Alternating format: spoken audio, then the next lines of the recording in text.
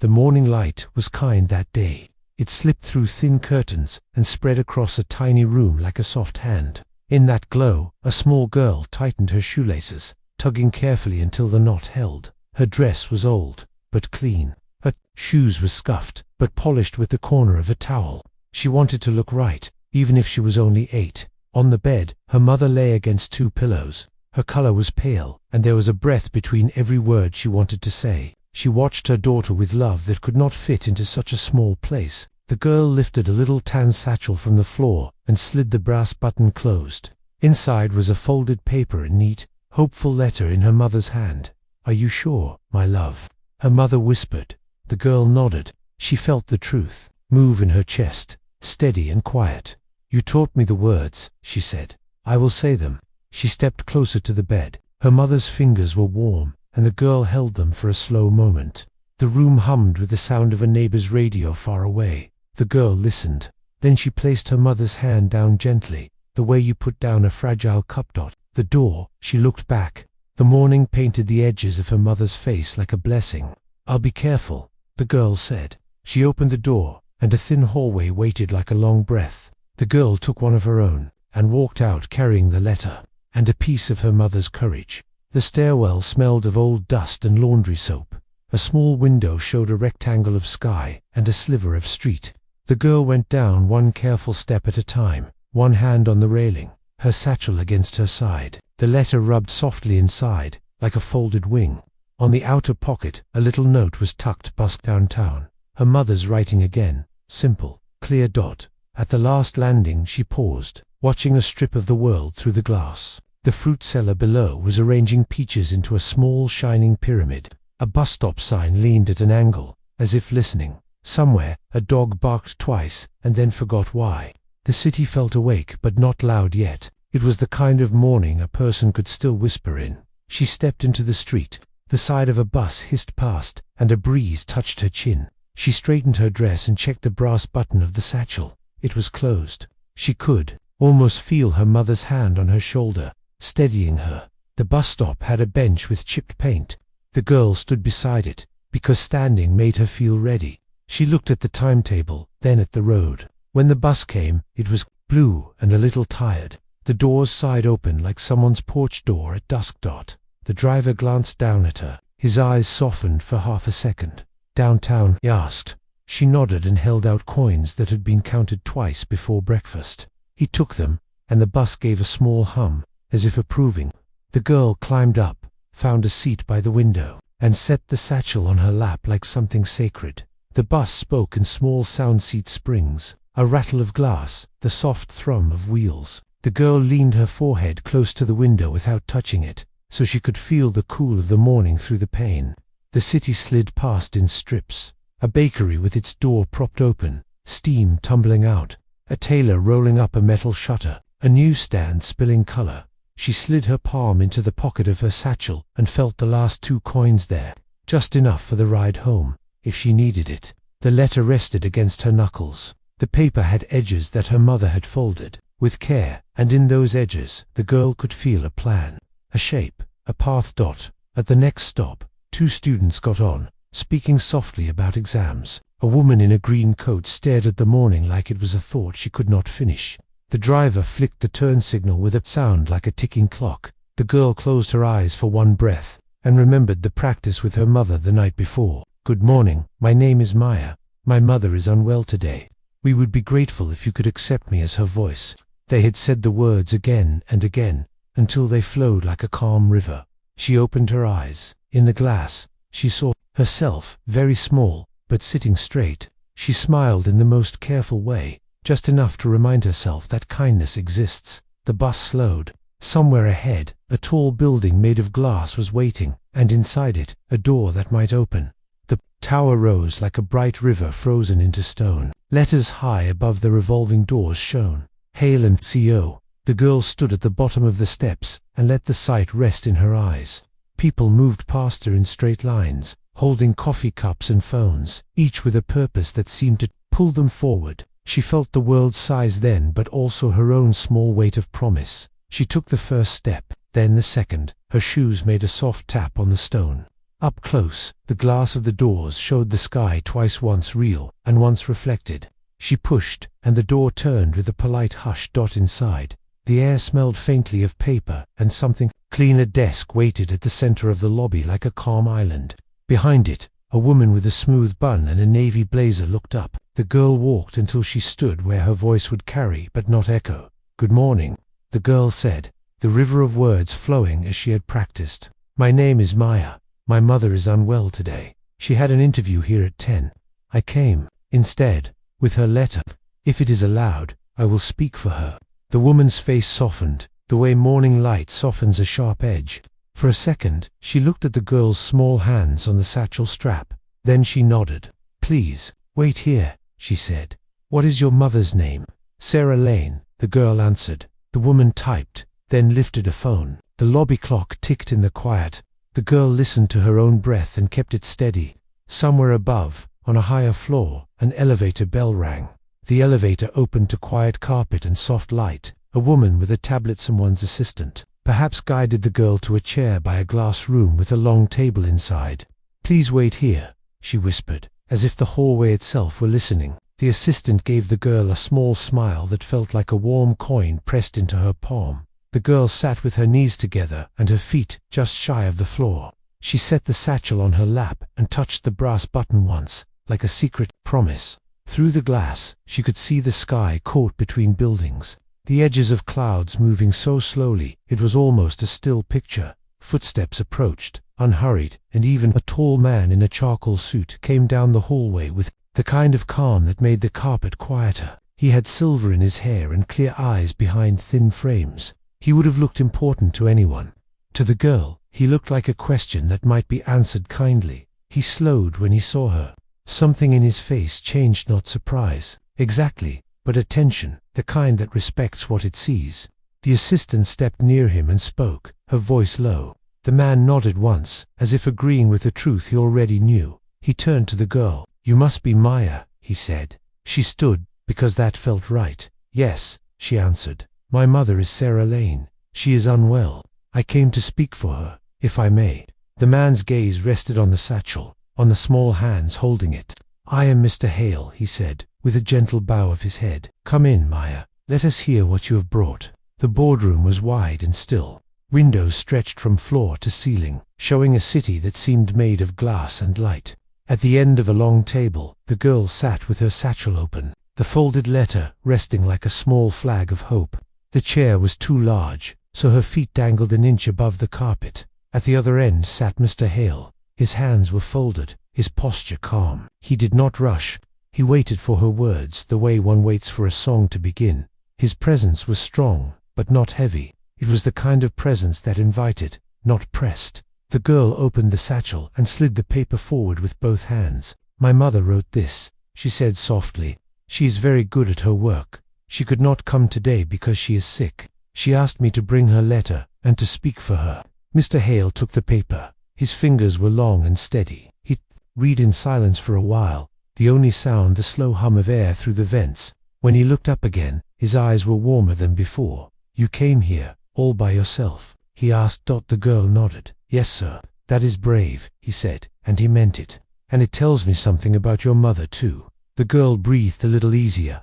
The room, so large and shining, suddenly felt less like a mountain, and more like a road she could walk. Her hands rested on the table, fingers clasped together the way her mother had shown her when she needed to stay calm. She lifted her eyes and spoke slowly, carefully, like each word was a step on a narrow bridge. "My mother," she said, "is the strongest person I know. She worked at a small company before, but they closed. She has not found steady work since. Then, she hoped for this chance, because she said a person's dignity lives in the work they do, and in how they can provide." Her voice did not shake. She let each sentence fall into the air and stay there. Behind her, the windows carried the city like a backdrop in a play. Mr. Hale leaned forward, resting his elbows on the polished wood. He was not smiling, not frowning. He was listening in a way that made the room feel smaller, closer. His glasses caught a slice of sun, then shadow again. "And why," he asked gently, "did you think you could come instead?" The girl's shoulders rose in a small breath. "Because she taught me her words, and because someone had to try." There was a pause, a kind of silence that was not empty, but full of thought, full of weight. Mr. Hale nodded slowly, as though he had heard something he would not forget. The girl's feet still did not touch the floor, but in that moment, she felt a little taller dot. Mr. Hale placed the letter carefully on the table, smoothing its fold with one finger. His voice, when it came, was low and even. "I have met many people in this room," he said. "Men and women with long resumes, polished shoes, practiced speeches. But I have not met someone who carried their mother's hope in a satchel, and walked into this tower with such steadiness." The girl listened, her eyes wide but steady. She did not understand every word, but she understood his tone. It was not the tone of dismissal. It was not the tone of a man eager to move on. It was the tone of someone who really saw her.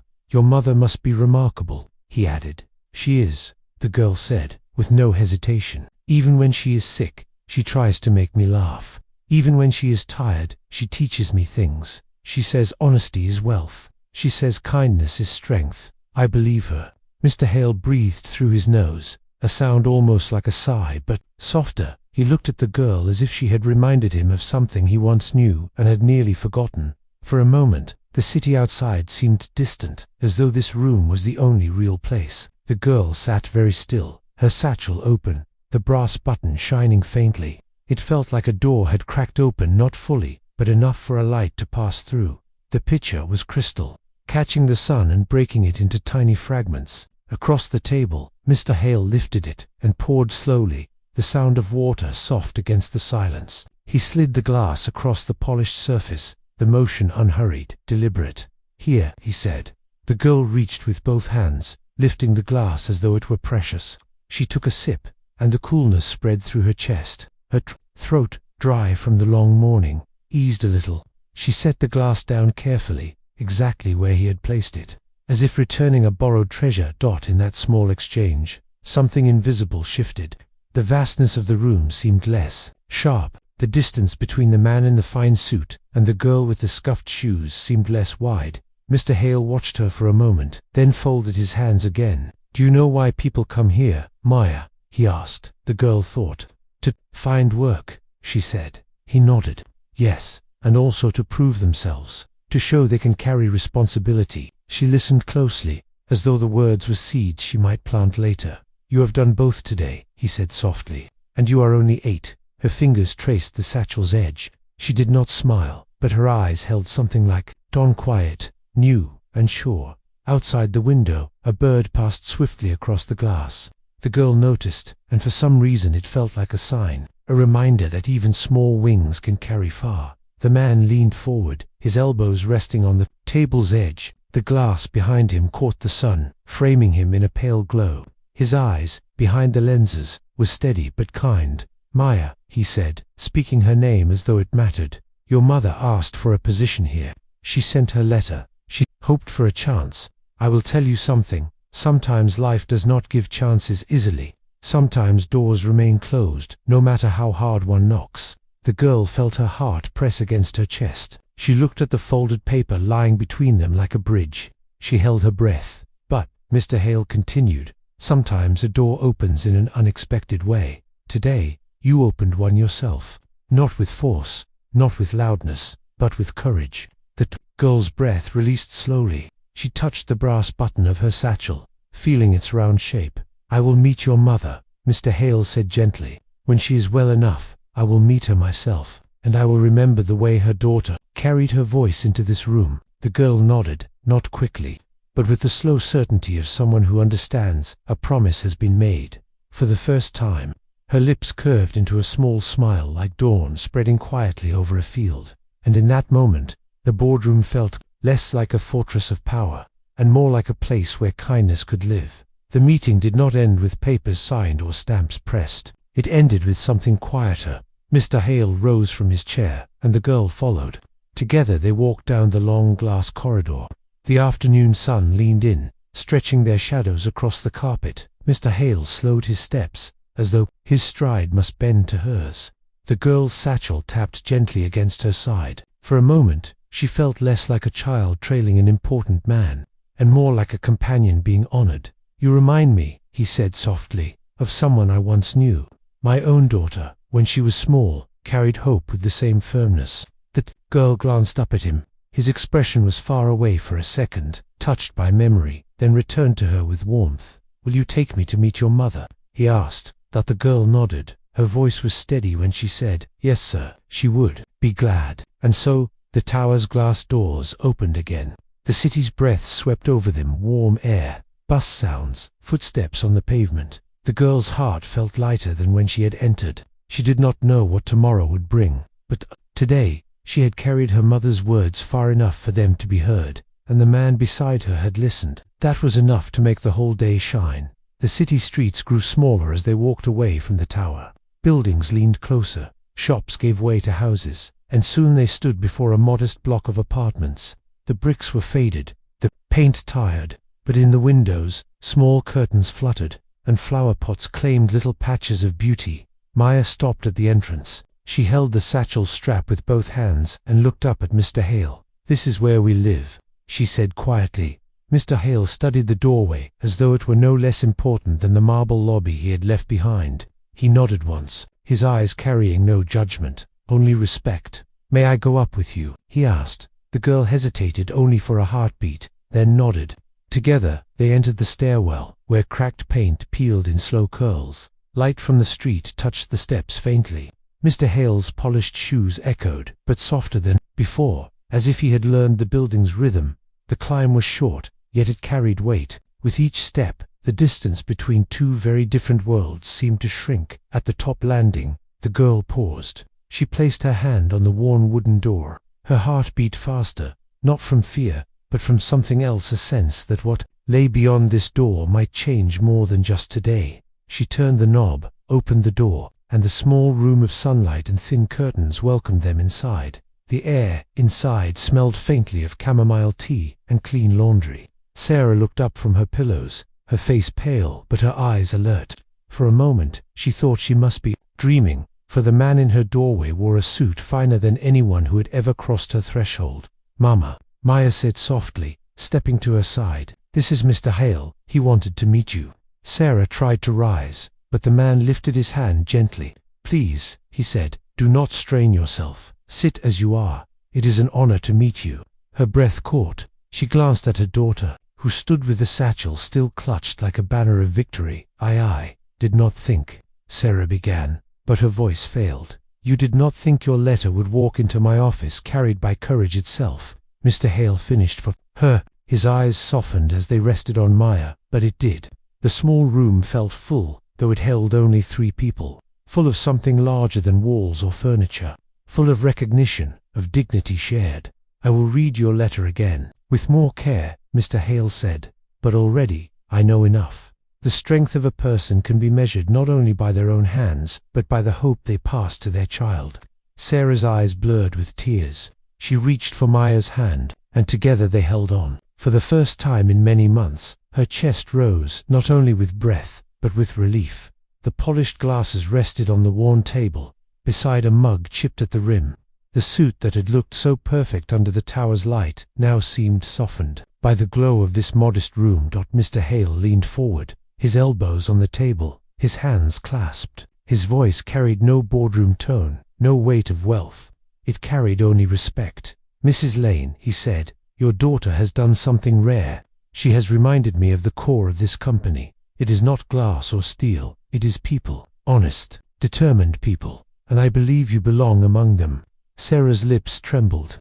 "I only wanted a chance," she whispered. "You have it," he said, "not as charity, but as recognition." The words settled into the room like sunlight after rain. Maya listened, her chest swelling as though the world had just stretched wider. "I will ask my team to prepare a position suited to your skills," Mr. Hale continued, "and in time, when you are stronger, you will come to our offices. Until then, we will arrange a way for you to work from home, as you are able." Sarah covered her mouth with her hand. Tears escaped despite her effort.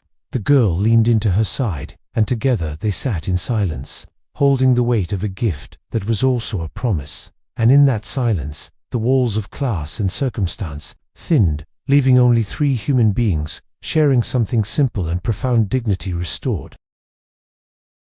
The day slipped gently toward evening.